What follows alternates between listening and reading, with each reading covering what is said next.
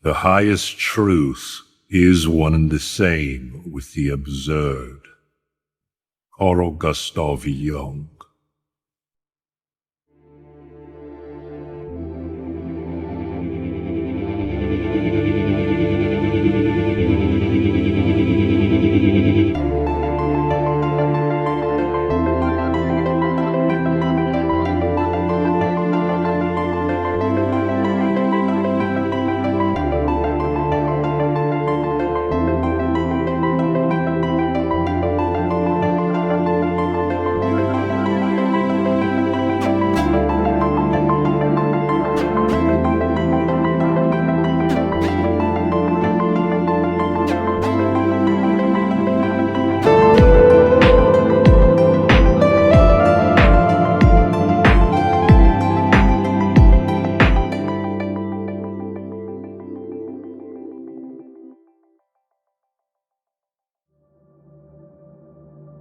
In our world, there is and has been a series of seemingly related phenomena that continues to defy our rational attempts at explanation.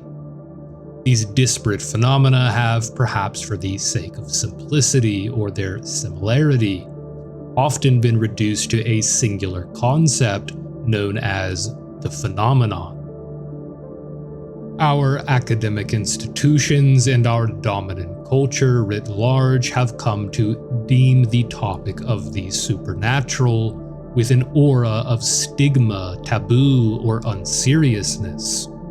Such claims, anecdotes, or encounters with anomalous phenomena are therefore taken under a dismissive disposition that is characteristic of what we might call a rigid empiricist epistemology. Eyes begin to roll. And as somebody who comes from this background myself, I am sympathetic in some capacity. It is not easy to make sense of this topic, and in navigating the labyrinth that it is, uncertainty and unknowns are always going to be present. And we humans are naturally predisposed to favor certainty, to favor binary logic, true or false, yes or no.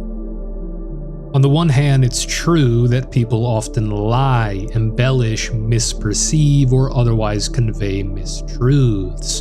And on the other, it is also true that people have a natural desire to eliminate the fear and anxiety that arises within our physiology.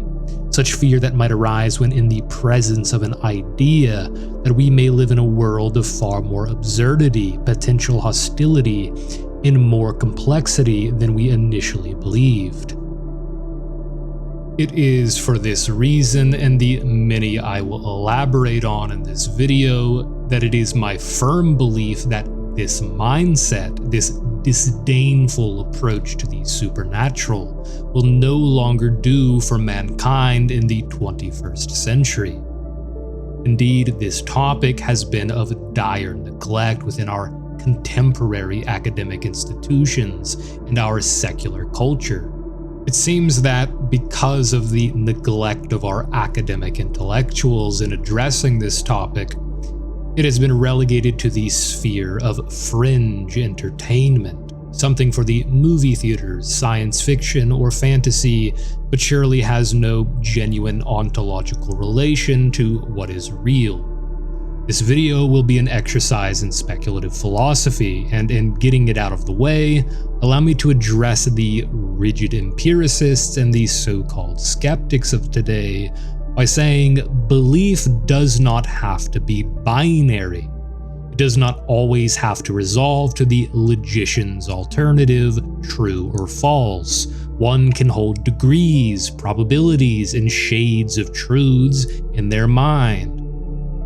The world is complex and growing ever more so, and so it requires a 21st century mindset capable of grasping complexities. There is always more to be discovered beneath the surface of phenomenality than we initially perceived, whether that be through new paradigms of physics, philosophy, or thought more broadly.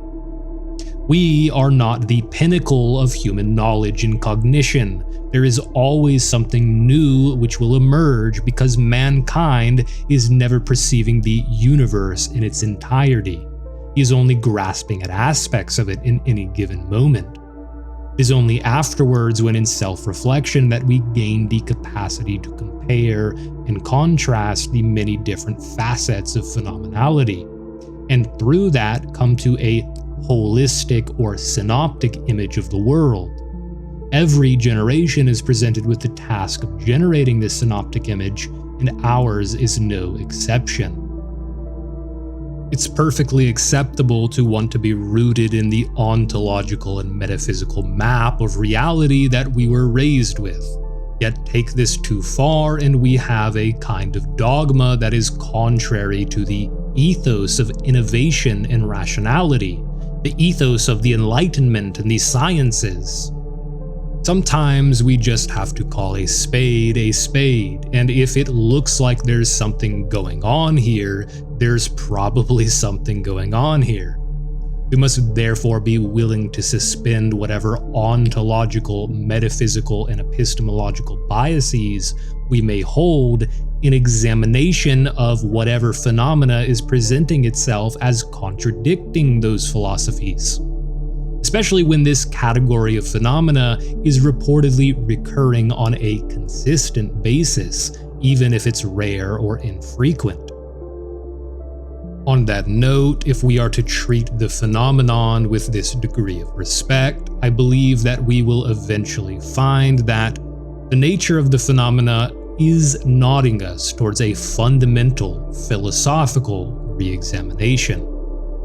Therefore, in examining this together, we must first establish the nature of the phenomena, and in doing so, let's first examine the early days of what has come to be called Ufology.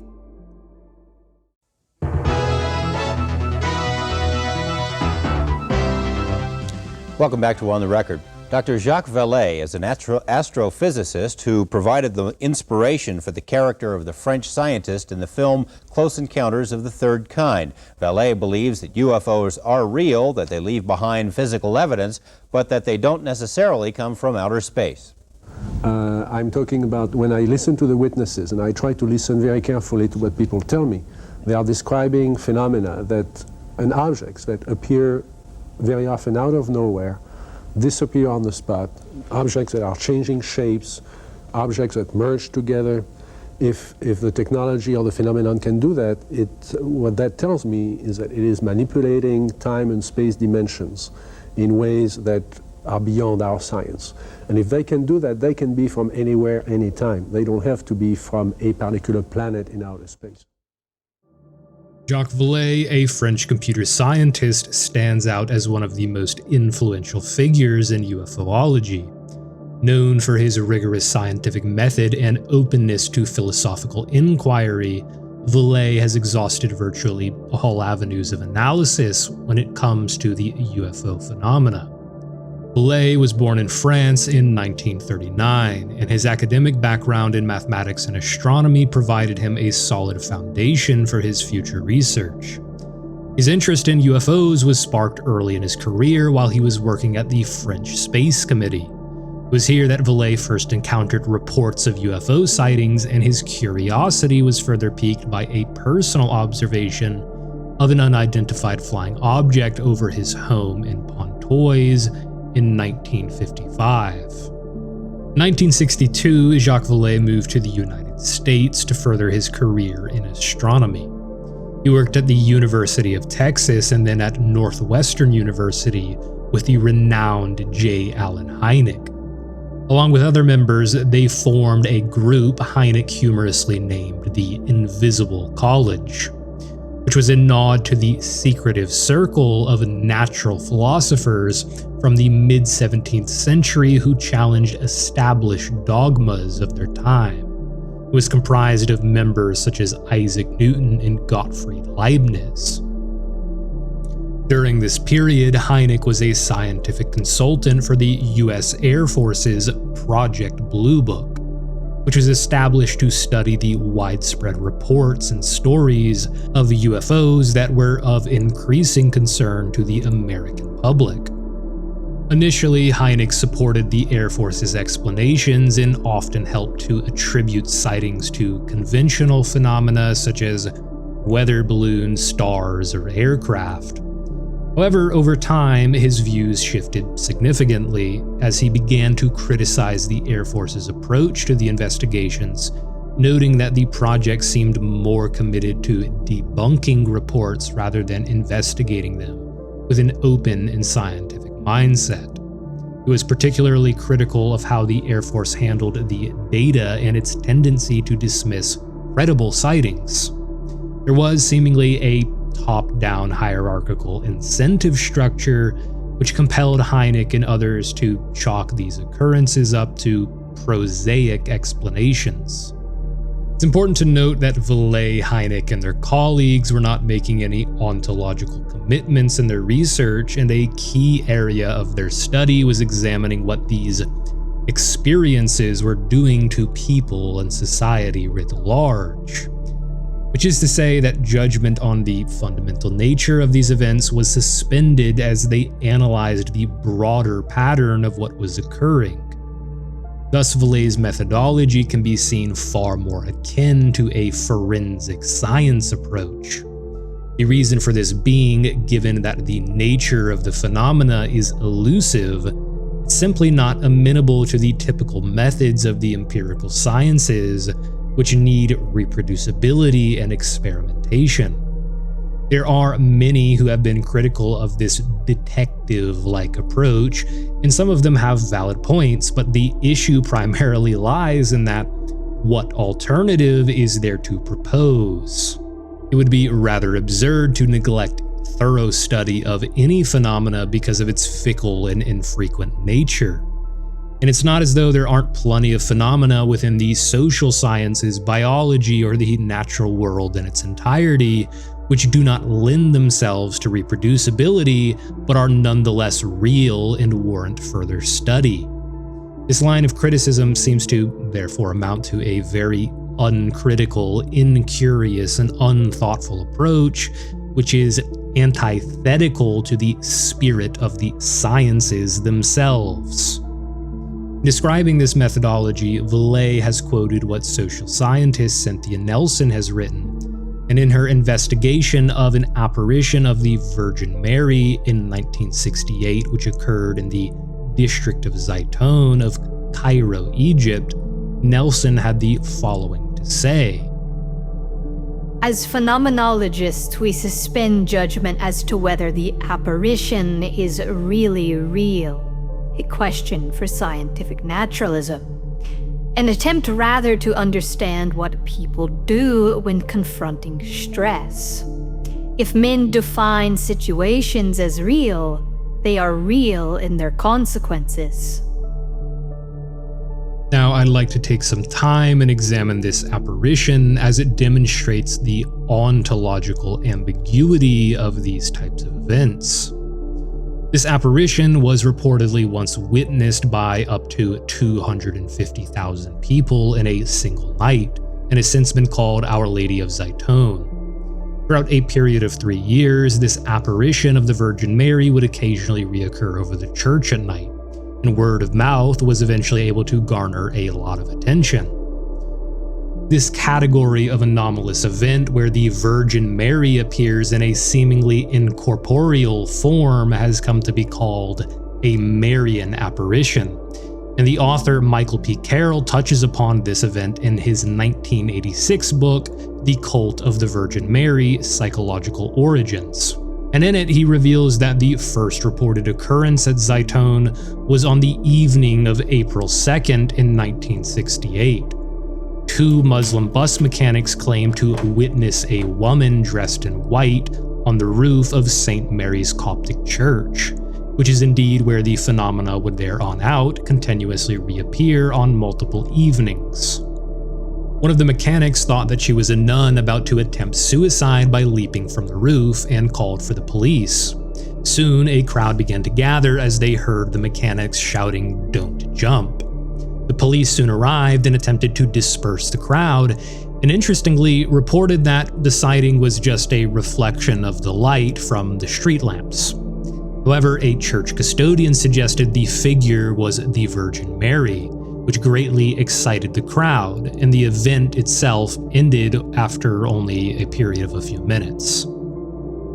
The photographs you see here were reportedly taken by many different people across various nights.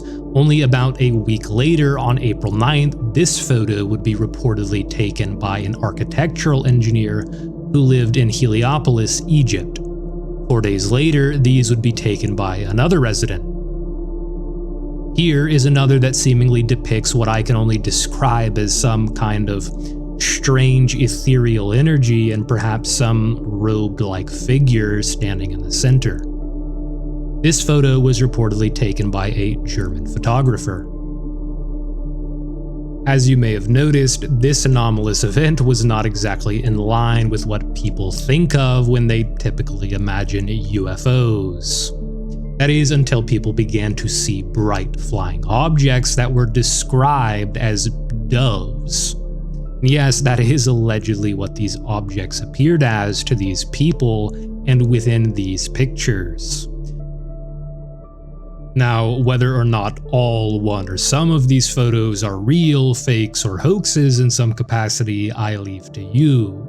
Indeed, the only secular English language account of the events was provided by the aforementioned Cynthia Nelson, a professor of anthropology at the American University in Cairo at the time. In her report, she did note that many photos and pictures of the apparition were being sold in the marketplace, which at the very least certainly means that there would have been a financial incentive for forgeries. What I can say is that regardless of the nature of what went on here, this phenomena, whatever it was, had real impacts on the thousands of people who claimed to have seen it. At the very least, there seems to be a genuine consensus that lights of uncertain origin appeared. As I alluded to, Cynthia Nelson visited the church site on several occasions. Despite reports of regular appearances of the Virgin Mary, Nelson did not see anything that could be identified clearly as such. She did see, however, a few intermittent flashes of light, and later a glow of ambiguous shape shining through the palm trees. She admits that the source of the light was a mystery, for the streetlights had been disconnected all around for church at several days. Professor Michael P. Carroll similarly suggests that the lights of uncertain origin were interpreted to Mary due to the societal stresses on the Egyptian society at the time. Actually, he notes in his book that this occurrence has happened many times before, including the apparitions at Fatima, which happened in 1917.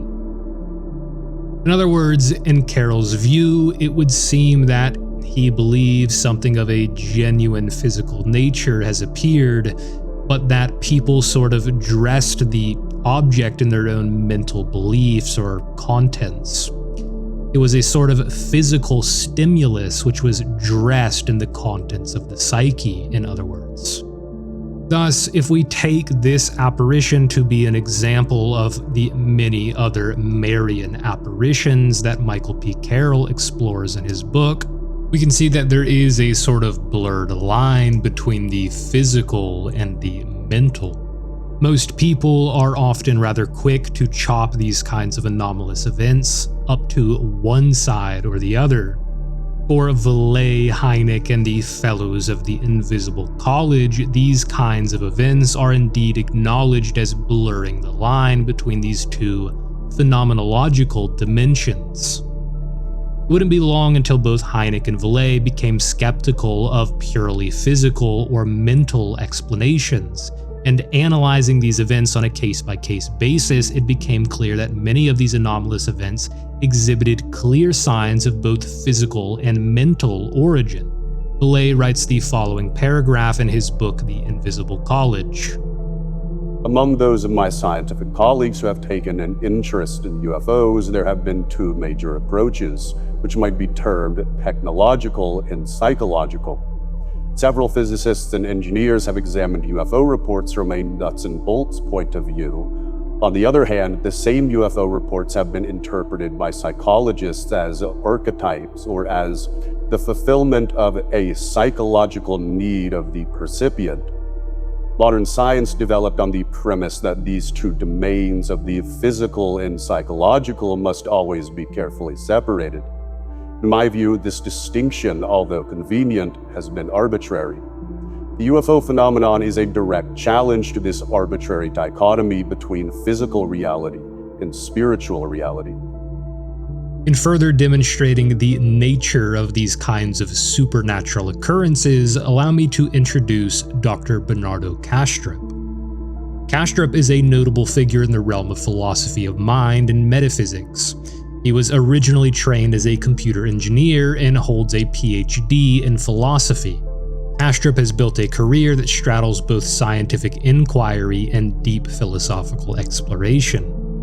He has worked as a scientist in some of the world's foremost high-tech laboratories, including CERN. In his philosophical work, Kastrup advocates for an idealistic interpretation of reality, proposing that physical existence is fundamentally mental. And from some epistemic foundation, I am inclined to agree with him here. He argues that the theoretical substance of matter should be held as existing within consciousness rather than independent of it. Kastrup's ideas are elaborated in several books that he has authored, where he explores themes related to the nature of reality, consciousness, and the limitations of the empirical sciences. In his book Meaning and Absurdity, he explores the works of Jacques Vallée and Swiss psychiatrist Carl Jung, as well as various others. He recounts a variety of anomalous occurrences that demonstrate exactly the kind of ambiguity between the mental and the physical. Kastrup explores the Hestelon lights phenomenon in central Norway, which has been scientifically studied, photographed, and hypothesized about extensively. He also explores the well-known Hudson Valley UFO sighting, which was witnessed by many and was studied by J. Allen Hynek and Vallée. These two phenomena Kastrup notes as having demonstrated the objectivity of the UFO phenomenon in particular, as all witnesses, while perhaps differing slightly, all seem to more or less agree on what was observed. In these instances, things appear to be more or less on the physical pole of the physical-mental spectrum. However, he goes on to explain some increasingly stranger encounters, some far stranger than the aforementioned apparition at Simonton. One such countenance was documented and studied by Vallée himself, which was the supposed being encounter of one Joe Simonton in April 18th of 1961. As Vallée notes, Simonton was considered a very reliable witness, which is why the US Air Force took his report seriously and analyzed the physical evidence that was left behind. The story, as Vallée and Kastrup both note, is patently absurd and ridiculous, and if I might add, hilarious too. Rather than explain it, allow me to present Simonton himself, retelling his experience. Joe Simonton of Eagle River, Wisconsin, spins a yarn about an April morning in 1961. A morning when, he says, he came face to face with another world. Right here is where this flying saucer, this UFO landed. Right here about where I'm standing. And it was a big, huge thing, and I wondered what the heck it was. I was in my kitchen having a bite of lunch, and I turned around, put the dishes in the sink, and I looked out the window, and that's when I first saw this thing coming straight down, just like an elevator. And first I thought the roof went off of my house, and I thought, no, the roof is green and this is bright. What the heck is it? So I rushed out to see what it was, and by that time there was a hatchway opening up in the top of it, just like the trunk of your car. And in there stood a little man, I say a little man, about 5 foot tall, holding up a jug or a container, and he motioned he wanted to drink. He motioned for water. So I walked up to him to get this jug, and I looked at his eyes, and they were so penetrating that I had to look away. So I went to the basement to get this water, And I thought, well, they want water, so I'll take it up to them and see what happens. And with that, I brought the water up, and he was looking at me when I first came out of the basement. But I didn't look at his face until I got right up to him. Then I looked up, and I handed the jug up with both hands, and I had that same look in his eyes, a sort of a penetrating look. And when he took the water, I balanced myself with this hand against the machine, and I stepped back a few steps. And then with that, he set the jug down, and he gave me a salute with the back of his hand, a gesture of thanks, I presume. And then, well, I gave him my salute. What am I going to do? So I noticed this little man, same size of a man, right by the right side of the hatchway, cooking these pancakes, which I have one here yet. He was frying these pancakes, and I pointed to him and made a gesture like eating. I thought maybe I'd get a conversation out of him. Nobody was saying anything. But he didn't say a word. He just reached over and he got a handful of them, 4 of them, and he handed them down to me. And they were hot and greasy. And this man cooking these pancakes, it was on a square grill-like concern. I couldn't see any flame, but it seemed to be very hot. There was smoke coming from it.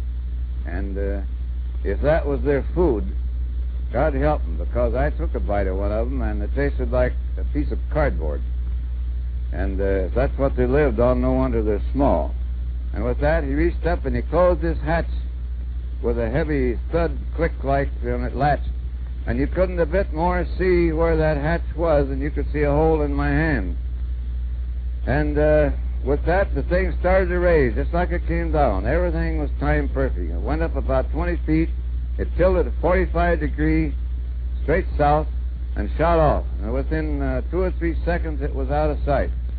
Well, there I stood in the driveway with a handful of greasy pancakes and my mouth open, wondering what the heck I'd saw. What had happened? It is outside the realm of the Air Force to pass judgment on Mr. Simonton's case.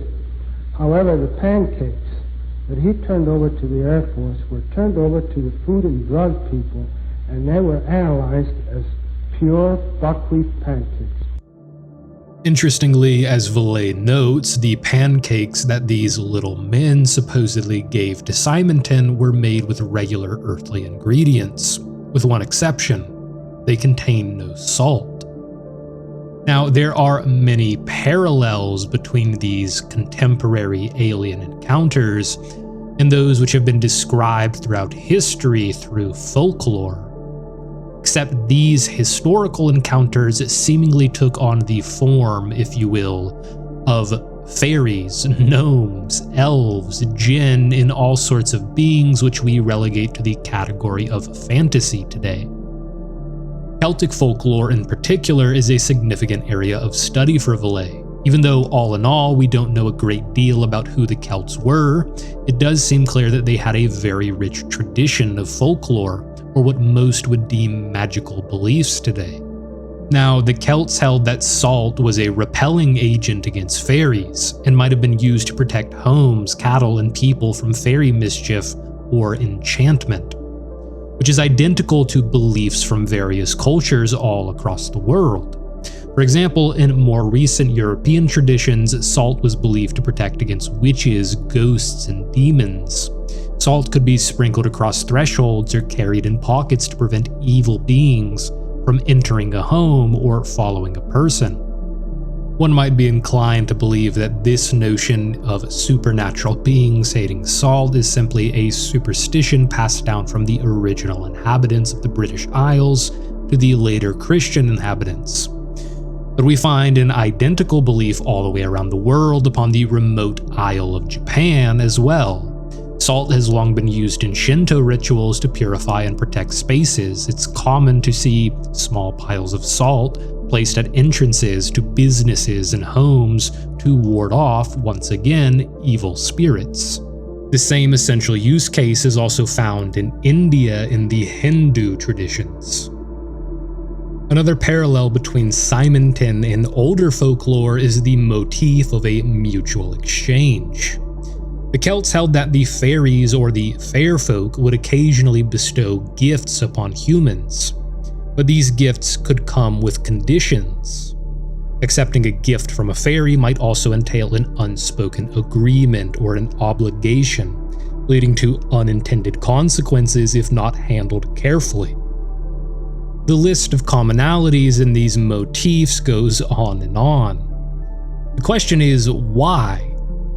Is this purely a psychical creation/superstition that has somehow spread all across the world, or is this motif somehow embedded within the structures and archetypes of our mind in some kind of Jungian collective unconscious sense? Or is this genuinely caused by material encounters with some extra phenomenal beings that quite literally materialize out of the air? Now, one might not be very convinced by Simonton's reported encounter, and may chop it up to hallucinations, mania, or some prosaic cause, and Simonton himself could have easily made those pancakes himself, granted. However, the issue with this approach is that Simonton's report is just one of yet even stranger reports that have perhaps even more convincing physical evidence to back them up. The Falcon Lake incident is one of Canada's most well-documented UFO encounters, notable for the physical evidence that it left behind. The event occurred on May 20th, 1967 near Falcon Lake, Manitoba, and involved a man named Stephen Mihalik, who was an amateur geologist prospecting in the area. He was in the woods when he noticed two cigar-shaped objects descending, one of which landed close to him on a flat rock section. The other hovered for a few minutes before flying off. The landed object was described as being brilliantly lit and made of material that resembled stainless steel. Mihalik approached the object, which estimated to be about 40 feet in diameter. The craft emitted a hum sound and had a grid-like exhaust vent that was expelling hot gas. Mihalik touched the craft, burning his glove on the hot surface, which he described as feeling like smooth metal with no seams.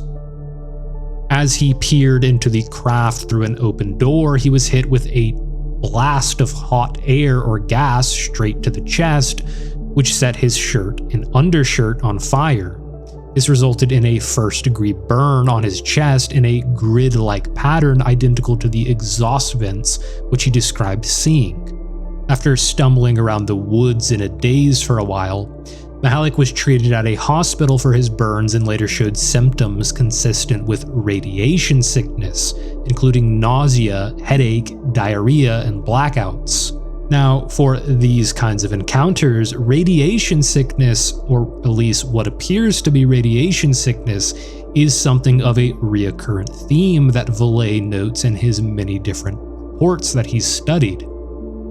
The following clip is a brief section from a documentary which recounts the story of Mihalik's medical examination. He found his way out of the woods, caught a bus, and later that night arrived back in Winnipeg. Still in pain, he rushed from the bus station to nearby Misericordia Hospital, where he was treated for first-degree burns. Mihalik claimed the blast from the craft had etched a grid-like pattern into his abdomen that matched the pattern on the exhaust vent. Monday's edition of the Tribune led with this headline: Mihalik soon became a sensation worldwide. What followed was one of the most intensely examined UFO cases on record. Over the next 2 years, Mihalik's burns kept recurring, and no one could explain why. He was examined by more than a dozen physicians in Canada and the United States, including doctors at the Mayo Clinic. An investigation by the Royal Canadian Air Force concluded that the abdominal burns sustained by Mr. Mihalik remain as unexplainable as to the source of the burn. The Mayo Clinic psychological report concluded that Mihalik was not prone to delusions, hallucinations, or any type of emotional disorder. Now, these kinds of reports go on, and I don't want to spend a whole lot of time going into each of them in this video, but to name a few notable examples which again help us ascertain the nature of these anomalous encounters include the Travis Walton abduction of 1975, the area school children event in Ruwa, Zimbabwe, where 62 school children reported seeing a UFO and beings attempting to communicate with them telepathically, as well as the widely reported event that occurred in Varginha, Brazil, in which multiple witnesses reported seeing unusual creatures and a UFO crash, which involved the military and potentially US officials. The list goes on and on. Now, the broad question still looms over us as to what in the world is going on here. In my opinion, what we are dealing with here is a phenomena that is at the explanatory edge of our philosophies, our sciences, our categorical schemes, and our contemporary metaphysics. We are beyond the territory of any subject which can be answered with precision, particularity, and classical logic, and so we must resort to generality and approximation here. We're going to have to utilize highly constructive logic in order to help us explain this, as we are going to have to become quite comfortable with sorting through unknowns and uncertainties. To answer this in any sufficient degree, there are 3 axioms that we are going to work from. The first is that this phenomena is genuinely real in both a material and mental sense. It isn't one or the other, it's both. If we're concerned with epistemic certitude, and I think we should be, then this ontological divide between mental and material can be viewed as a rather dubious claim. It may be a divide that works just fine until we come to the entropic limits of our minds and our sense perception. And perhaps in absence of a better word for it, the phenomenon is characteristically supernatural, if that wasn't obvious from the aforementioned salt wards in deal-making with supernatural beings. Which leads us to our second axiom. The phenomena being supernatural has been going on for a very long time now. Yes, we are actually being forced to rationally confront the possibility that crazy hairdo ancient aliens man may have been onto something, and that our religions were not just the imaginations of superstitious people that just so happened to get away from them, at least not in entirety. The third is a very simple one, and I will put it bluntly. We have no clue what our reality even is. Everything you think you know can turn out to be completely wrong or otherwise missing key aspects of the greater picture. As the French existentialists of the 20th century put it, reality is completely absurd. In fact, the notion of a singular reality may very well be inadequate and erroneous here. This should not imply any form of solipsism, however, quite the opposite, as we'll find out shortly. So, with those 3 axioms in place, there are 2 primary lenses from which we will conduct our exploration. The first is the standard scientific materialist perspective that is common amongst our Enlightenment-era secular societies of today. This lens is likely to chalk the phenomena up to extraterrestrials visiting from afar. This philosophy can be characterized as discrete, precise, and often rigid. It is the psychology that is typical of the physical sciences of today. It prefers to describe reality quantitatively as opposed to qualitatively. It prefers classical logic, which can be made public and democratized, much like mathematics. The other is the more traditional religio-idealistic lens, which has been the dominant psychological configuration up until very recently. It's likely to chalk the phenomena up to spiritual activity. This philosophy can be characterized as continuous, broad, and often ambiguous. It is the lens from which many religious traditions of mankind have used and continue to use. It prefers to describe reality qualitatively as opposed to quantitatively. It prefers intuitionalistic, paraconsistent, doxastic, and other forms of private logic which are characteristic of the priest or the oracle of Delphi. It can be considered a sort of tyranny of the logic of the exceptionally psychically gifted, whereas the former lens can be considered a tyranny of the logic of the masses. Now, we are going to look from both of these lenses and are going to split the difference between the two, which is to say that we are paraconsistently going to accept both interpretations of the phenomena and will ultimately develop a kind of cross-paradigmatic evaluation of what the phenomena is and what it means for us. If you are somebody who falls predominantly into one camp or the other, you are likely going to struggle to swallow the other side's interpretation.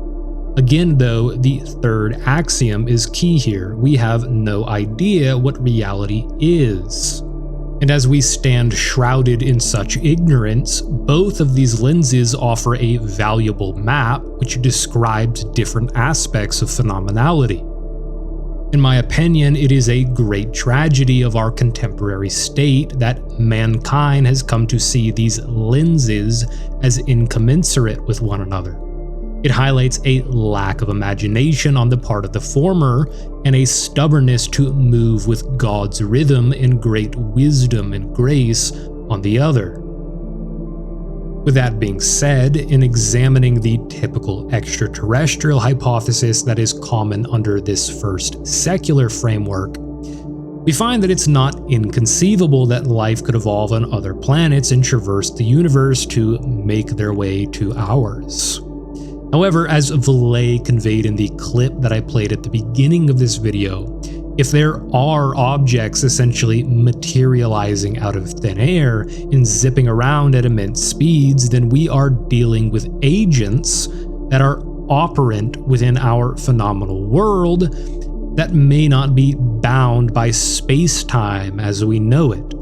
In fact, it's exceedingly possible that these agents are beyond space-time, or are otherwise within the fabric of space-time itself.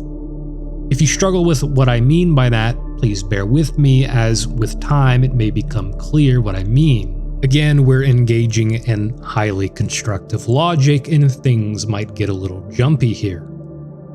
So it's not that the notion of extraterrestrials couldn't be at play here, it's just that it's an explanation that seems to suffer from, frankly, a deficiency of imagination, and it simply doesn't comport with what we're observing. It fits too conveniently into our existing metaphysical understanding of reality to be the whole picture. Something is just off. We tend to forget that there is no shortage of anomalous encounters of a traditional variety such as poltergeist phenomena and rather ghostly apparitions. In my opinion, it's not that these phenomena were never real and were always just people's imaginations and fears getting the best of them. It's that rather we've adopted a empiricist epistemology in the mid-late 19th century. In other words, we're going to assume here that it's not the phenomena that has changed, it's we who have changed. For example, in the early 20th century, we locked relatively normal people up in psych wards for these kinds of things, and that had a massive ramification on society, sociologically speaking. It shouldn't really be any wonder how things developed so that this class of phenomena has become something for fringe entertainment today, and isn't something that's taken seriously by academia or respectable society. So if these hypothetical agents are actually beyond the fabric of space-time, then it calls virtually everything about our contemporary worldview into question. Nothing within phenomenality remains unaffected by this. Everything must therefore be recontextualized in a metaphysical sense. What we are dealing with here is quite likely to be something approximate to interdimensional or extra-dimensional agents, or are otherwise, in a more all-encompassing sense, what we might call extra-phenomenal beings, or beings that arise from within Kant's noumenal world. Which is to say that this might be a class of intelligent entities which exist beyond the domain of our sense perception, and essentially render the empirical map of our empirical sciences obsolete, as well as many of our existing cognitive conceptual structures. Therefore, to gain a better handle on this, we are going to be making a foray into metaphysics here, and will create a model that may serve as an approximation. I want to be clear that this is merely a map, which is designed to help us make sense of the territory, which is our phenomenal experience.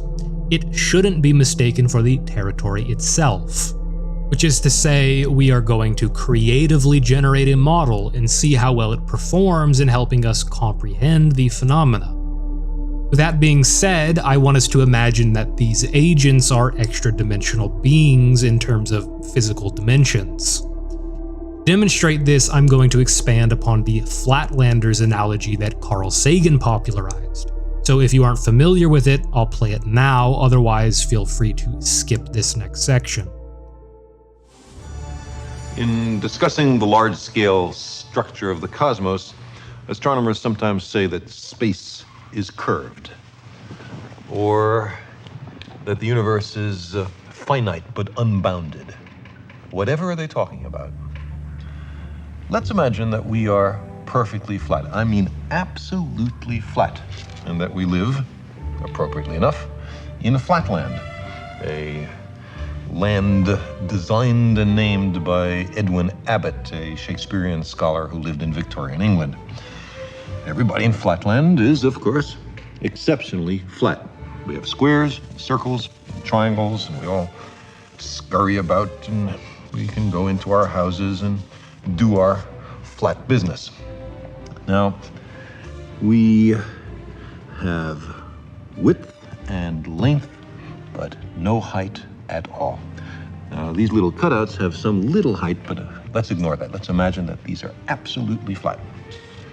That being the case, we know, us Flatlanders, about left-right, and we know about forward-back, but we have never heard of up-down. Let us imagine that into Flatland, hovering above it, comes a strange three-dimensional creature which, oddly enough, looks like an apple. And the three-dimensional creature sees an attractive, congenial-looking square, watches it enter its house, and decides in a gesture of interdimensional amity to say hello. Hello, says the three-dimensional creature. How are you? I am a visitor from the third dimension. Well, the poor square looks around his closed house, sees no one there, and what's more, has witnessed a greeting coming from his insides, a voice from within. He surely is getting a little worried about his sanity. The three-dimensional creature is unhappy about being considered a psychological aberration, and so he descends to actually enter Flatland. Now, a three-dimensional creature exists in Flatland only partially. Only a plane, a cross-section through him can be seen. So when the three-dimensional creature first reaches Flatland, it's only the points of contact which can be seen, and we'll represent that by stamping the apple in this ink pad and placing that image in Flatland. And as the apple were to descend through, slither by Flatland, we would progressively see higher and higher slices, which we can represent by cutting the apple. So the square, as time goes on, sees a set of objects mysteriously appear from nowhere and inside a closed room and change their shape dramatically. His only conclusion could be that he's gone bonkers. Well, the apple might be a little annoyed at this conclusion, and so, not such a friendly gesture from dimension to dimension, makes a contact with the square from below and sends our flat creature fluttering and spinning above Flatland. At first, the square has no idea what's happening. He's terribly confused. This is utterly outside his experience. But after a while, he comes to realize that he is seeing inside closed rooms in Flatland. He is looking inside his fellow flat creatures. He is seeing Flatland from a perspective no one has ever seen it before to his knowledge. Getting into another dimension provides as an incidental benefit a kind of X-ray vision. Now our flat creature slowly descends to the surface, and his friends rush up to see him. From their point of view, he has mysteriously appeared from nowhere. He hasn't walked from somewhere else. He's come from some other place. They say, for heaven's sake, what's happened to you? And the poor square has to say, well, I was in some other mystic dimension called up. And they will pat him on his side and comfort him, or else they'll ask, well, show us, where is that third dimension? Point to it. And the poor square will be unable to comply. But maybe more interesting is the other direction in dimensionality. What about the fourth dimension? Now, to approach that, let's consider a cube. We can imagine a cube in the following way. You take a line segment and move it at right angles to itself in equal length. That makes a square. Move that square in equal length at right angles to itself, and you have a cube. Now, this cube, we understand, casts a shadow. And that shadow we recognize. It's, ordinarily drawn in third grade classrooms as two squares with their vertices connected. Now, if we look at the shadow of a three-dimensional object in two dimensions, we see that, in this case, not all the lines appear equal. Not all the angles are right angles. The three-dimensional object has not been perfectly represented in its projection in two dimensions, but that's part of the cost of losing a dimension in the projection. Now, let's take this three-dimensional cube and project it, carry it through a fourth physical dimension. Not that way, not that way, not that way, but at right angles to those three directions. I can't show you what direction that is, but imagine that there is a fourth physical dimension. In that case, we would generate a four-dimensional hypercube, which is also called a tesseract. I cannot show you a tesseract because I and you are trapped in three dimensions. But what I can show you is the shadow in three dimensions of a four-dimensional hypercube or tesseract. This is it. And you can see it's two nested cubes, all the vertices connected by lines. And now the real tesseract in four dimensions would have all the lines of equal length and all the angles right angles. That's not what we see here, but that's the penalty of projection. So you see, while we cannot imagine the world of four dimensions, we can certainly think about it perfectly well. Now, through inductive reasoning, we can actually infer some very peculiar properties of higher dimensions by considering what the Flatlander sees in relation to what we see as three-dimensional beings. To the Flatlander's vision, the world appears one-dimensional. All he actually sees is lines of varying length. This is because the Flatlanders don't have a third dimension from which they can see themselves. Only we can see them in this way. However, the Flatlander is actually aware that he exists in two dimensions. He sees things in one dimension and infers the second dimension because of something called light and his own movement. As he moves around, the lines get longer or shorter depending on his movements. He can therefore perceive the edges of his fellow-shaped friends, and can essentially conceptualize that he and his friends are squares, triangles, and circles. However, he doesn't perceive them as we do. We, in the third dimension, can see right through them, as Carl Sagan conveyed with this idea of X-ray vision. We can see every constituent quanta of ink that comprises their bodies. Not to get graphically violent here, but they would need to chop each other up into many lines in order to see inside of one another, whereas we don't. The entirety of their bodies, their constituency, is available at any given moment. We just merely have to look down at the table and see. Most relevant for us, let's also observe that there is no two-dimensional object which we aren't capable of dropping into their world. Anything that their minds can possibly imagine, we are capable of dropping into their reality. Literally anything. We can cut out a new triangle friend for them and make it magically appear in the world. Make it materialize out of thin air, if you will. Now, I also want us to observe that, like the Flatlander, who is a two-dimensional being who actually only sees in one dimension, we three-dimensional beings actually only see in two dimensions. If you take a look around yourself right now, you can see that everything within your vision is simply a two-dimensional plane. You're able to infer the third dimension with varying degrees of light, shadows, and reflections. And the fact that objects grow larger or smaller as you move to and fro. This is why a two-dimensional photograph can convey three-dimensional places to us quite well. However, much like the Flatlander, you don't actually understand what you really look like, as a fourth-dimensional being might see you. The fourth-dimensional beings can see inside of you and all around you at once. It stands to reason that they can see every particle you are made of simultaneously. For us, we would have to violently slice someone up and ground them down, and yet still wouldn't be able to perceive each other in the same way that they do.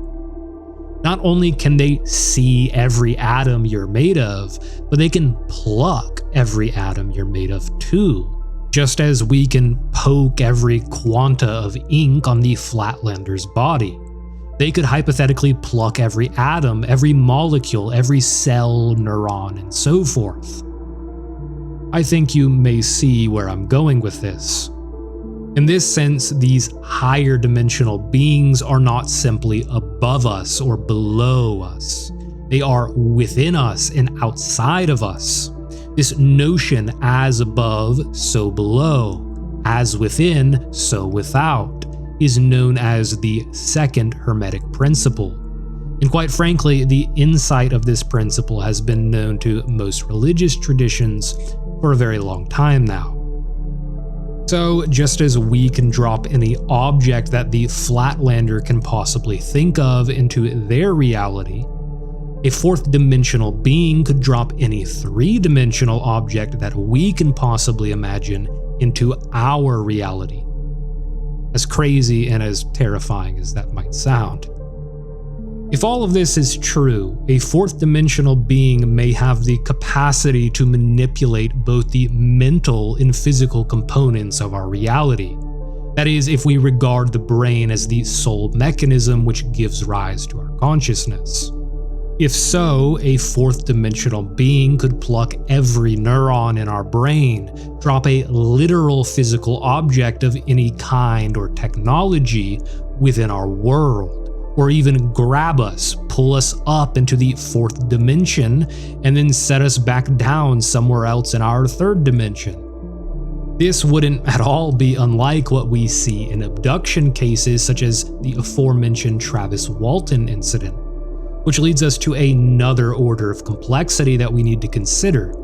In the Travis Walton incident, he was returned upon a street multiple days later, yet he seemingly hadn't aged at all. This theme of bizarre time-related distortions is actually very common in many of the cases that Vallée has studied, and perhaps even more common in folk stories of old. Stories of time distortion go as far back as Celtic folklore, if not longer. One of the most famous tales of time distortion is the story of Oisin, a hero of the Fianna in Irish mythology, who are a small band of warrior hunters in Gaelic Ireland during the Iron Age and early Middle Ages. Oisin is taken by Niamh, a beautiful woman from the otherworld realm of Tirnanog, otherwise known as the Land of Youth. He spends what seems like only a few years there, but when he returns to Ireland, he finds that centuries have passed. His return to the mortal world causes him to age rapidly, ultimately leading to his death. Again, this theme of time distortions being caused by anomalous events is very common in folklore stories and modern anecdotes. So I submit to you that if these agents are beyond our three-dimensional space, they may also be beyond time as well. And indeed, in a relativistic sense, we see that space and time are conceptually coupled at the very least. Now, I'm going to add a whole other layer of complexity here, and this is where things will really fry our brains if they haven't already been fried enough. This rather physicalist metaphor/metaphysics fails to account for some aspects of the phenomena, or at least it seems incomplete. The issue that I see here is that this still doesn't fully explain why we see such ridiculous and absurd anomalous encounters. It's as though some of these encounters are psychological fabrications of our minds being translated into literal physical occurrences.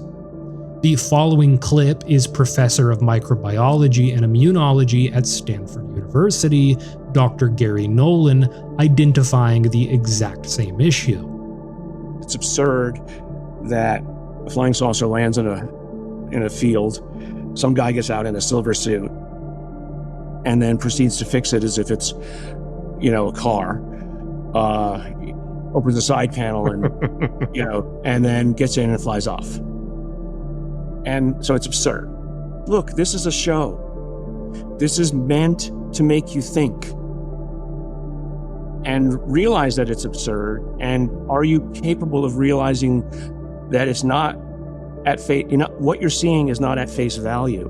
What you're seeing is something which is meant to stimulate you to realize what's really going on or what might be going on behind the scenes.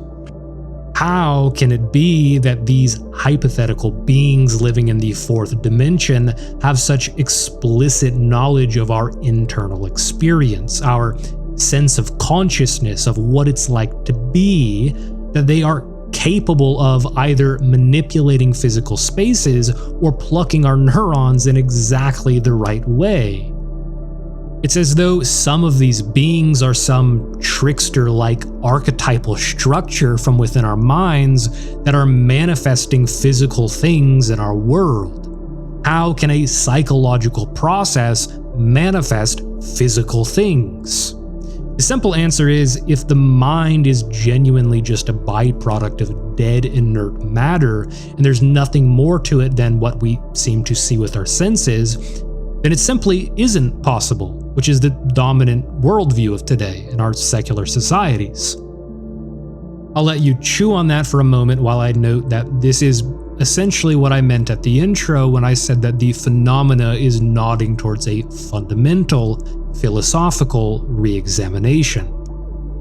The divide between object, subject, physical, mental might be far more arbitrary and incorrect than we actually understand. Even within our modern physics, everything that we are can ultimately be reduced down to a singular ontic entity, which we might call space-time in Einstein's relativity, or a singular quantum field in quantum field theory, if all fields are presumably reducible to one. Now, these extra spatio-temporal dimensions, which in my opinion very well are likely to exist, in some sense can be considered a part of Immanuel Kant's noumenal world, of which our senses do not have access to. However, simply because our senses don't have access to these dimensions doesn't mean that we don't necessarily have access to them in some way, which is to say that it's perfectly possible that information exchange between them is regularly occurring on a consistent basis. It's important to note that we as organisms didn't merely grow out of the phenomenal universe that we are familiar with. It stands to reason that we grew out of whatever the noumenal substrate is, whatever may lay beyond our experiential phenomenal slice of the noumena. Therefore, I'm going to call into question our earlier assumptions that these beings are somehow separate from us. Again, in some sense, if these beings exist in some higher dimensional material sense, then they have direct and unmediated access to every material constituent of our reality. In some sense, their volition, their agency is embedded into the fundamental fabric of space-time, or the underlying quantum field from which all particles appear. We therefore must call into question whether our sense of agency, our sense of choice, our consciousness actually stems from or extends from this higher dimensionality. Which is to say that it may be that even though we can't perceive these higher dimensions with our senses, our bodies and all of our physical matter may extend from this higher dimension. For further illumination on this, let's stretch the Flatlander analogy a little bit. Now, obviously, our Flatlanders are just pieces of paper on a flat plane and don't actually have any volition of their own. However, as Sagan begins to move these little creatures around, all of a sudden his volition now bleeds down into the lower dimensions and essentially animates these lifeless creatures. The Flatlander may think and perceive himself to be in charge of his actions, but his entire being would actually just be a reflection of these higher dimensional agents. In this example, Carl Sagan. In that sense, Sagan actually becomes the shape like a player controlling a character in a video game. His volitional intelligence is dimensionally transposed downwards onto the Flatlander. Now imagine if multiple people were essentially fighting for control of the Flatlander. Imagine that the Flatlander is a video game for school children, and these school children are arguing and fighting over who gets to hold the controller. To understand what I mean by this in further detail, let's visit Carl Jung for a moment. In the aforementioned book Meaning and Absurdity, Dr. Bernardo Kastrup makes note of Jung's remarkable talent for delving into his own psyche. His many expeditions into the unconscious reveal a world of symbol, metaphor, chaos, incongruity, paradox, and myth. A world populated by many autonomous entities whom Jung named and became acquainted with over the years. He would later explain that the basis for much of his psychological theories was born out of discussions with these seemingly autonomous characters.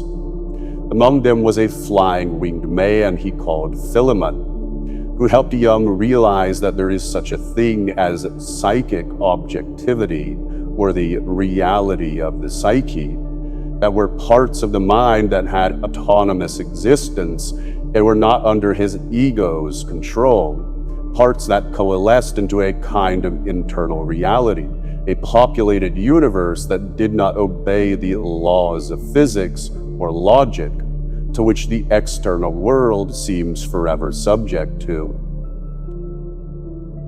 So, inside of this, just as for Jung, Philemon came and helped Jung to realize the notion of psychic objectivity, We can see that in modern cognitive science, that we can also understand the many personalities as volitional agents that are fighting for control or for influence over the totality of the organism.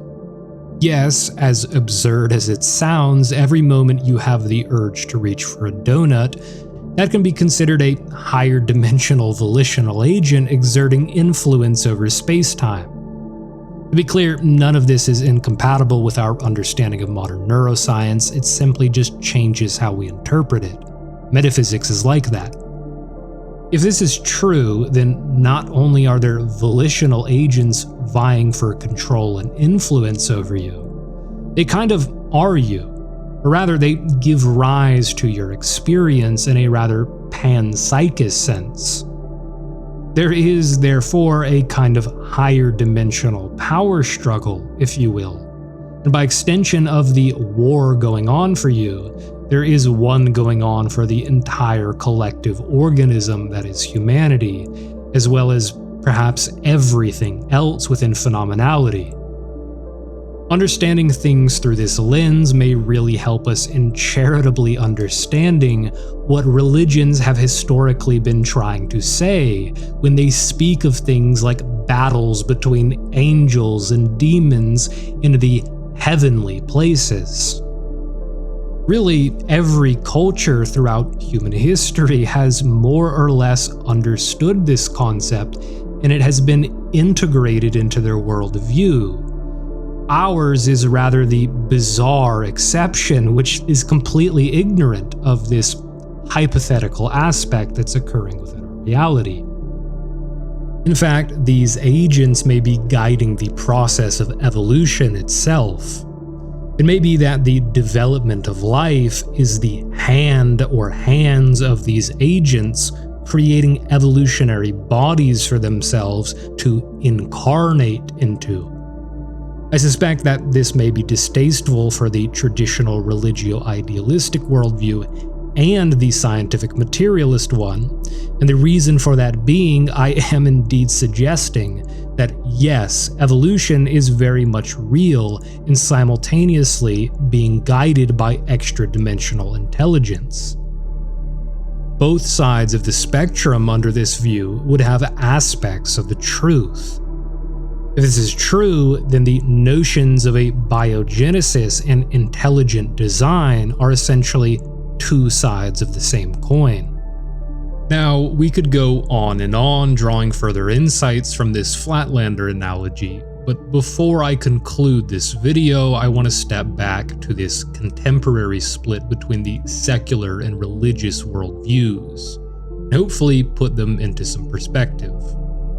Up until now, our examination of the phenomena has primarily centered around this former secular lens, but I want to continue in examining the topic from the religio-idealistic lens, and in doing so, if all or some of this is true, then we must confront the question as to how it could possibly be that such a vast swath of contemporary mankind could be so ignorant of this dimension of our phenomenality.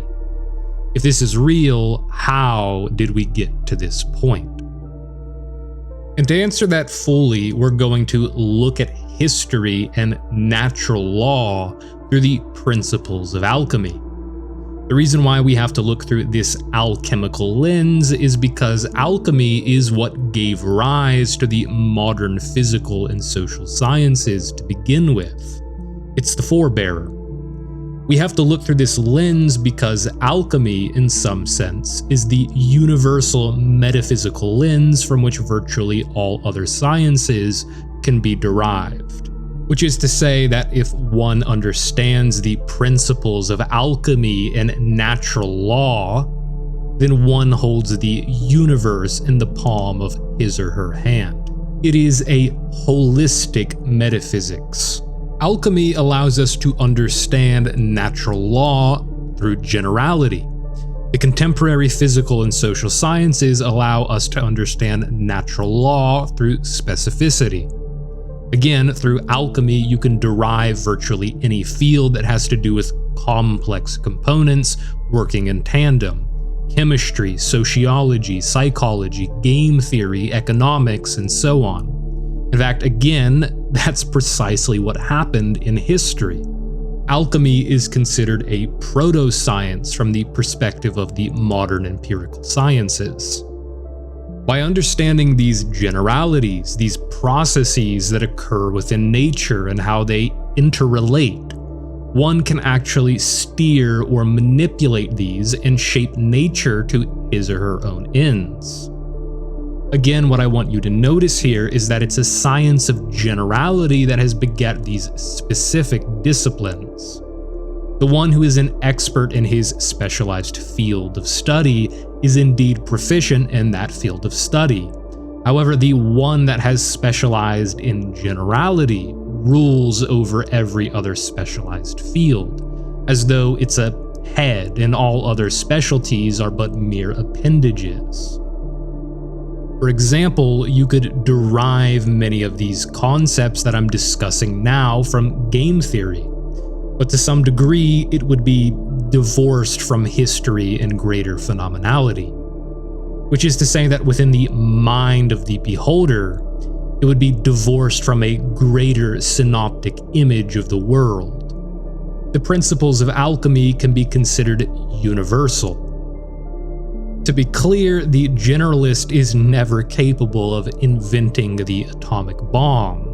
Rather, in my view, he or she wields the atomic bomb of the mind, if you will, a weapon that far predates any physical technology of the sort. Now, the reason why this is relevant is because this expertise in generality in a vast synoptic metaphysical image of all reality was historically the prime function of the church. A king held great power over the profane world, but the church held great power within the unseen world, within the heavens. One might say that the church maintained the simulacrum by which kings fought for control within. This concept of the precession of the simulacra is something that I spoke about in my previous video, Information, Simulacra, and Spirit. Now, you may ask yourself what any of this stuff from centuries prior has to do with the present topic, and the answer to that is that it has everything to do with the present topic. The question remains, if the church previously held the status of simulacrum shaping force within our world, then who holds this power today? Perhaps one might presume, being a product of an Enlightenment-era secular society, that this power is distributed amongst our Western liberal democracies. But again, one would do well to remember that history is written by the victor, and in this case, the Enlightenment project and liberalism of liberty, equality, fraternity. It's a beautiful sounding image that none could disagree with, right? Well, nothing is ever so simple. There is great power in misrepresenting natural law or phenomenality within the minds of many. There is great power in generating ideologies. There is great power in generating specialized fields of study, abstracted away from phenomenality. There is great power in making people narrow-minded and in controlling language and thought.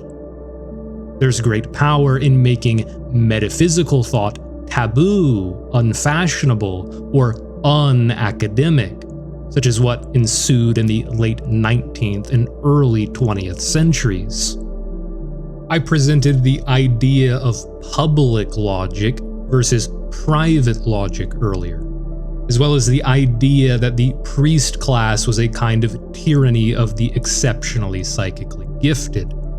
Given the rhetorical device of the word tyranny, it's only fair to describe secular liberalism as the tyranny of the masses, and indeed this rather Nietzschean sentiment can yield us further insight. To be clear, I'm neither an enemy of or an advocate for the Enlightenment, we're just merely seeking to understand here. And in my view, what happens with the Enlightenment is that the Catholic Church becomes dogmatic, rigid, inhuman, and corrupt by its governance over worldly affairs. It becomes something antithetical to the founding spirit of Christianity, and therefore becomes something of a hypocritical abomination, if you will, or at least something of this effect occurs. Therefore, the West begins to flirt with the Athenian revival, with democracy, fraternity, liberty. Everything begins to be seen through this lens of liberalism, and there are indeed many merits. As Kierkegaard conveys in his book Either Or, the West comes to a crossroad between Athens and Jerusalem, and in hindsight we can see that it was Athens that was chosen. The answer is in "the people shall rule themselves." The divine right of kings is no more. Vive la France! A particular way of viewing history, the world, and even a particular kind of logic emerges from this. Now, was the church to blame for its own demise, or was the devil to blame? The answer differs depending on who was asked. The issue with this is as follows. In our preference for egalitarianism, we adopt a Aristotelian logic and expand it into something from which all can understand, grasp, and independently verify as liberal citizens in a liberal democracy. This is what I mean when I say that we have democratized logic. The Newtonian worldview presented a clockwork mathematical view of phenomenality, and thus any liberally educated man could read the thoughts of God through mathematics and higher education.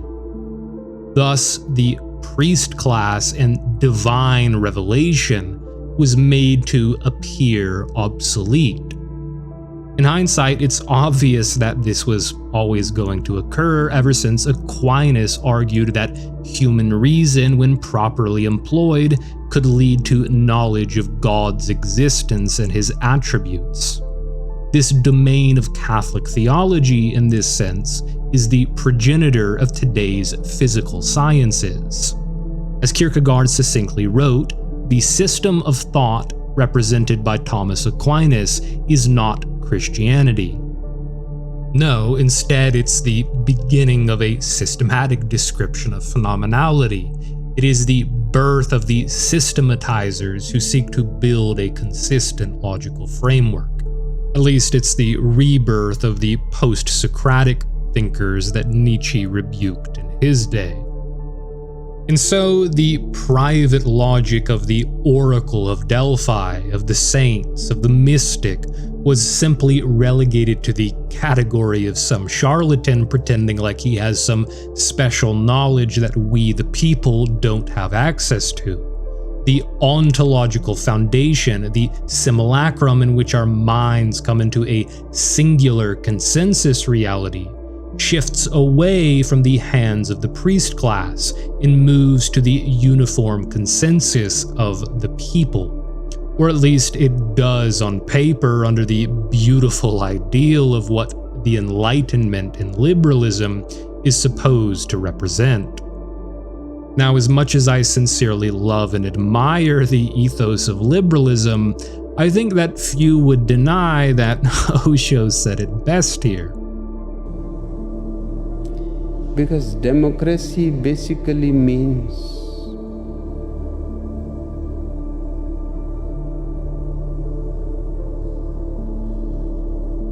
government by the people,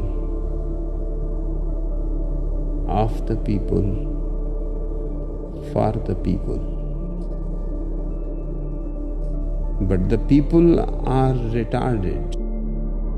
Now, this is all to say that if the proponents of the Enlightenment are wrong, if they are wrong in presuming that all priests and mystics are simply charlatans and that the religious are delusional peoples of an old age, if they are wrong and it turns out that the logic of the priest, the sage, or the mystic is genuinely superior in even one key area, then the uniform logic of the masses is at a significant disadvantage, game theoretically speaking.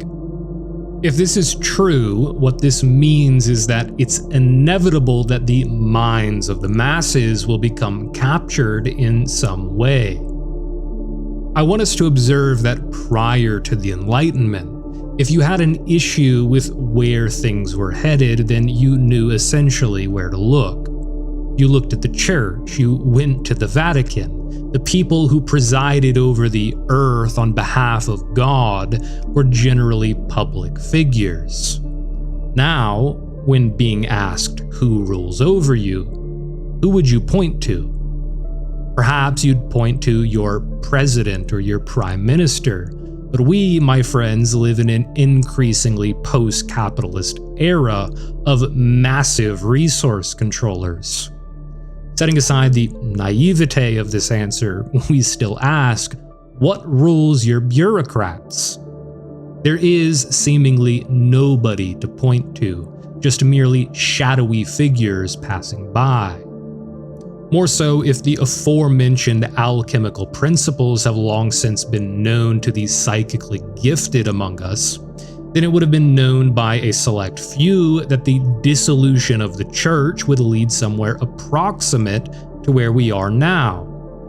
So I submit to you, whose hand is at play here?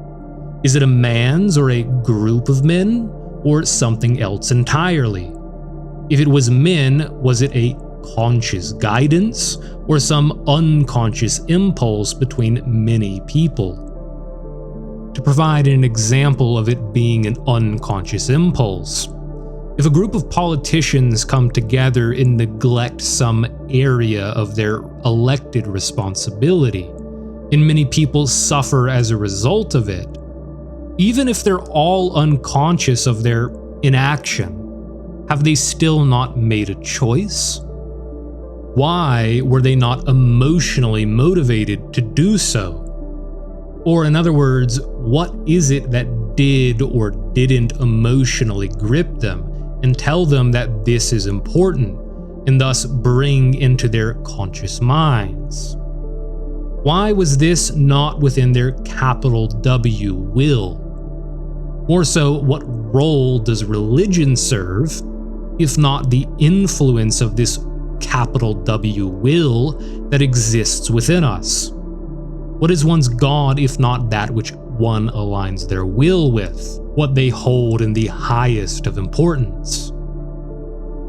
As we've explored, perhaps this unconscious impulse or negligence is but a mere manifestation of higher dimensional intelligence, which comprises all of our psyches, of all things, in an animistic sense. Indeed, animism, the idea that spirit is within all things, is perhaps the birth of all religions around the world. It seems to be the foundational anthropological insight. It's one which our society has come to reject for epistemological and ontological reasons. I submit to you, is there something that we're missing? Is there something that our modern modes of thinking fail to capture about phenomenality? Therefore, prior to closing out this video, I find it fitting to present a traditional religio-idealistic interpretation of the phenomenon, namely an Orthodox Christian one. Father Spiridon Bailey is an Eastern Orthodox Church father who has authored a book entitled The UFO Deception, which goes into great detail on the subject. The reason why I find it of such value is, again, as Father Bailey notes, the secular logic that the West has established is seemingly inadequate for perceiving and dealing with these occurrences. It's went under our noses for this long.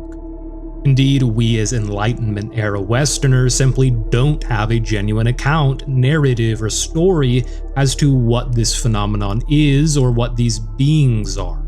The one that we are currently constructing is in its infancy, and its secular nature has effectively barred it from the collective wisdom of our ancestors. We don't have an account for this, but our religions do. Our ancestors do. It doesn't mean that they are complete accounts of this reality or that they are wholly correct, just as science is never a complete description of phenomenality. Therefore, I think it's important to counterbalance what has largely been a secular, physicalist description of the phenomenon with a traditional one.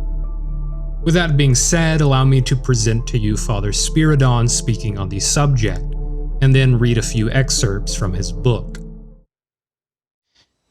So where does the deception of the title come in?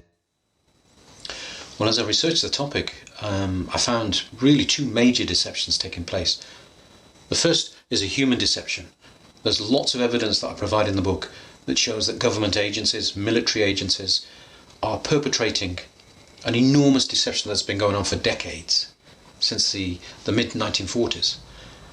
People's descriptions of the phenomenon, their encounters, their eyewitness accounts have been distorted, suppressed. People have been bullied, people have been silenced, people have been deliberately misled, and there's lots of evidence that provide that this is taking place. But secondly, and more importantly, there is a spiritual deception taking place. The major error I came to the conclusion was we cannot lump all UFO phenomenon into one category. There are very many different things taking place. Some of it is military, some of it is secret agency work, but there is a spiritual dimension, and the deception that I'm most concerned about is certainly demonic. So you mentioned as well quite a lot of famous names, Carl Sagan, Vallée, Jung. How do they fit into? Again, for decades, people have been promoting a certain narrative. Carl Sagan, although he rejected the idea that Earth itself was being visited by alien beings, promoted the idea that Earth or human beings could contact alien life on other planets. The whole project of SETI, the search for extraterrestrial intelligence, was based on a philosophy, a theory about what it is to exist. The nature of the universe, the nature of man, our relation to existence itself, underpins many of these approaches to alien life and extraterrestrials. Certainly in the work of Carl Sagan, I quote many references that show that Carl Sagan was opposed, very opposed to traditional faith, traditional belief, specifically Christianity. Jacques Vallée has been a proponent of the whole idea of other dimensions, and as we see the development of ideas about UFOs and extraterrestrials, the development is very much in the direction of believing that human beings are being contacted by beings from another dimension, because many of these UFO eyewitness accounts describe something that clearly doesn't fit what mechanical spaceships or mechanical devices are capable of. Even technology that is beyond their own doesn't fit into this category.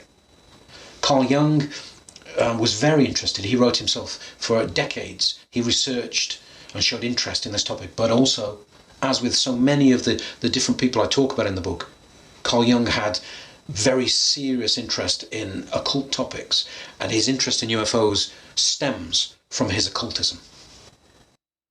Now, in the final chapter of Father Spiridon's book, he provides an explanation for why the Orthodox Christian faith regards these entities as demonic. As you might expect in Orthodox fashion, how he goes about this is by sharing the collective insights of the saints that has been generated over the millennia. Again, what this amounts to is a kind of system of peer review that has long since existed since the foundation of the Church. However, rather than relying on secular public logic, independently verifiable by all, we may consider these saints as having shown the mastery of the penetrative insight of a particular kind of private logic. In addition, they've also exemplified the saintly signs of humility, compassion, and grace, which I reckon is central to discerning one's true intentions.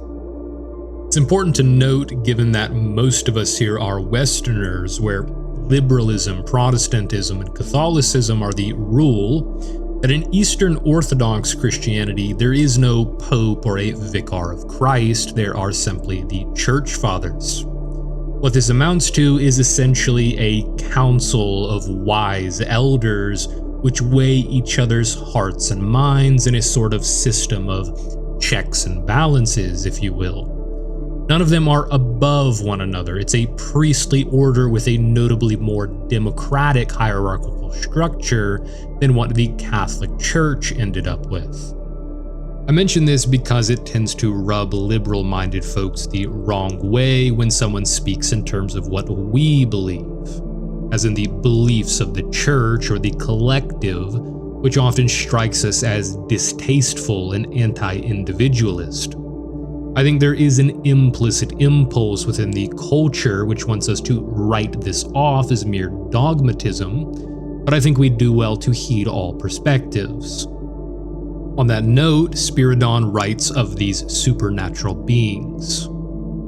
Though we cannot completely comprehend or define their nature, we can describe the activity of the angels from patristic and biblical sources. Throughout the Bible, we see angels acting as God's messengers and appearing in forms that do not completely overwhelm the men to whom they reveal themselves. Demons too take on many forms, but the purpose of their transformation is not to protect us, but in order that they may deceive us and perform signs and miracles through the power of the Prince of the Air, as in Ephesians 2 verse 2. What Spiridon writes next is of particular interest to us because, again, Spiridon has essentially visited the entire library of the church in finding what our ancestors had to say on the matter.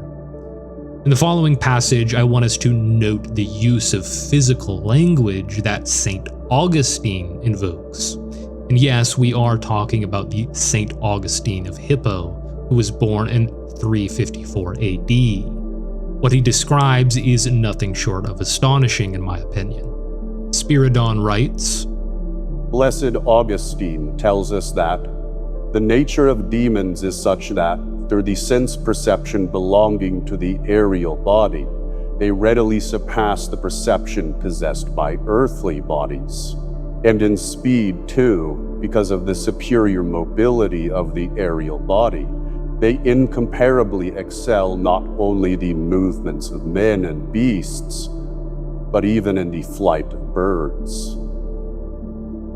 Today, we might add to Blessed Augustine's comment that they exceed the capabilities of fighter jets.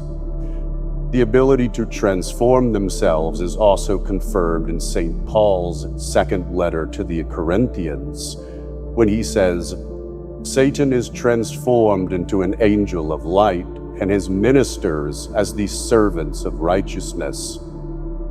Glowing lights in the sky that move at impressive speeds are clearly something that demons can become. This is to say that obviously the church does not conceptualize these entities as extra-dimensional beings as we have. Rather, they are seen as spiritual beings. Let's again note that if they are extra-dimensional, then they have the capacity to drop objects into our spatial reality, to effectively materialize objects out of thin air.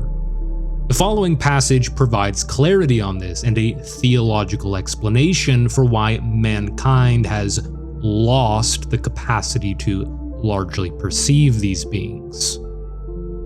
As a result of the fall, our human bodies and their senses have lost the capacity to perceive the spiritual reality for which they were created.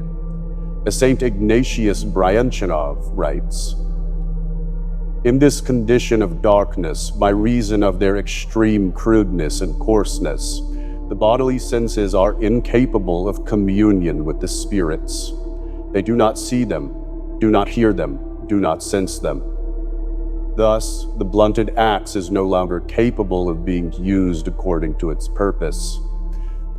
The Holy Spirits avoid communion, while the fallen spirits have drawn us into their fall, have mingled with us, as to more easily hold us in their captivity. Father Seraphim cites the example of the Archangel Raphael, who traveled to Tobias for weeks without anyone suspecting he wasn't a physical man. Similarly, Abraham believed that the three angels who visited him were mortal men, and in both stories the angels supported this impression by eating and drinking. Therefore, we see that even God's angels adapt their appearance in order that men may see and communicate with them. Now, I want to harken back to some notions I raised earlier, namely the idea that what is one's God if not what one aligns their capital W will with? And the idea that these agents may be higher dimensional intelligences or agents that are within us in a rather panpsychist understanding. I'd like for us to inquire as to what it says about our world, that if it's true that secular logic is inadequate for affecting this moral domain of our phenomenology, that religions are capable of affecting this domain, which is to ask, could Kant's categorical imperative have succeeded in making Roman society more humane and civil? I personally think not, and this is a notion that Nietzsche laughed at as well. So it seems that the moralities of all cultures throughout mankind extend upward to some conceptual metaphysical ceiling that is paradoxically and simultaneously the foundation. I think the perfect way to symbolically represent this idea is through the analogy of an egg, which is to say that if you want to establish a morality, your morality must extend beyond the yolk and beyond the egg white to the exterior of the shell. I think this perspective may help us to make sense of the following passage. Father Spiridon continues in his citation of St. Athanasius's statement about the devil. In the same work, St. Athanasius describes their activity in the lower atmosphere. He says they work illusions, and that Christ came to clear the air and prepare the way for us up to him. Christ's death on the cross was in the very air where the demons are present. He was lifted up to confront and abolish the fruit of their work, which is death. St. Athanasius writes, "Our Lord Jesus Christ, who took upon him to die for all, stretched forth his hands, not somewhere on the earth beneath, but in the air itself, destroying the devil who was working in the air." Here we see that Christ can be conceptualized as a supernatural force in the collective organism that is mankind. Now, how are we to make sense of this from our own metaphysics? From our extra-dimensional lens, we may say that the Spirit of Christ did not merely influence the world in some mundane sense of physical causality, as it wasn't simply a doctrine in the minds of men spreading in some prosaic fashion, but rather an ignition of something deeply felt within the collective unconscious of mankind at the time.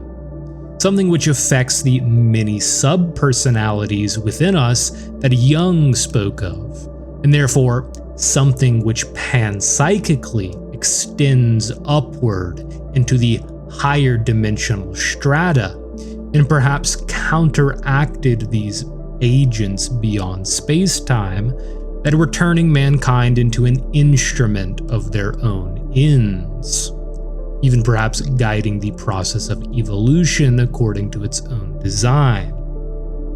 One can take this as far as they want in speculation.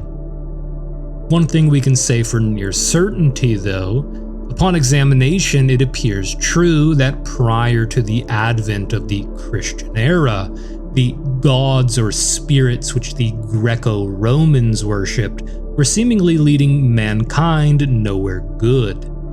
Indeed, in Book 2 of Plato's The Republic, Plato argues that these stories of Homer and Hesiod often portray the gods as morally flawed beings who engage in deceit, theft, adultery, and other immoral acts. Plato believed that such portrayals were harmful because they provided poor moral examples for people to follow, and I think most today would agree. Here, I find it important to remind people that Christianity may be accurately characterized as an amalgam of Neoplatonism, Judaism, Roman folklore, Zoroastrianism, and various Gnostic influences. Christianity was a synthesis of many beliefs and perspectives from which something new emerged. On this subject, I will conclude with one last passage from the book, which addresses this divide between our contemporary physical-minded perception and the aforementioned private logic which we may traditionally identify as divine revelation. As Saint Theophane the Recluse tells us, physical evidence reveals nothing in the atmosphere except for air, with some incidental strata of other atmospheric bodies, while divine revelation states that this is the area of the aerial powers, of the spiritual wickedness in high places, who sleep neither day nor night in their effort to harm us. The demons encountered in the course of our lives hide in secret, like a beast waiting to catch its prey, attacking the soul suddenly. Now, I want to reiterate that this previous section shouldn't be taken as a wholesale endorsement of the orthodox interpretation of the phenomenon, just as neither are we taking a completely secular interpretation under such a single-sided frame of mind. Although I have tremendous respect for the Christian tradition, there are aspects that I admittedly simply do not come into accord with. I do, however, think that such a traditional religious perspective should be heeded with grave seriousness. Spiridon issues, in my opinion, a wise warning that we should be very weary of the danger of regarding these entities as potentially benevolent extraterrestrial sky daddies here to save us. In my estimation, the truth is far more nuanced. However, as you might expect, where I disagree is that secular logic is wholly wrong or inadequate. Rather, I think it's advantageous in certain respects, and I think that it's even necessary. In concluding this video, if I were to steelman the Enlightenment project, I think it can ultimately be characterized as a massive sanity check for humanity. Which is to say, humanity had to go down this route in order to understand if there really is something outside the boundaries of our sense perception occurring within the world, or if it was simply all in our heads. In other words, allow me to put this in a historical context. If Christianity was the synthesis of preceding eras of mankind, then the Enlightenment is the antithesis of the Christian era here in the West today. Therefore, what's occurring right now is a new synthesis of the Christian thesis and the Enlightenment antithesis, of the religio-idealistic lens and the scientific materialist lens.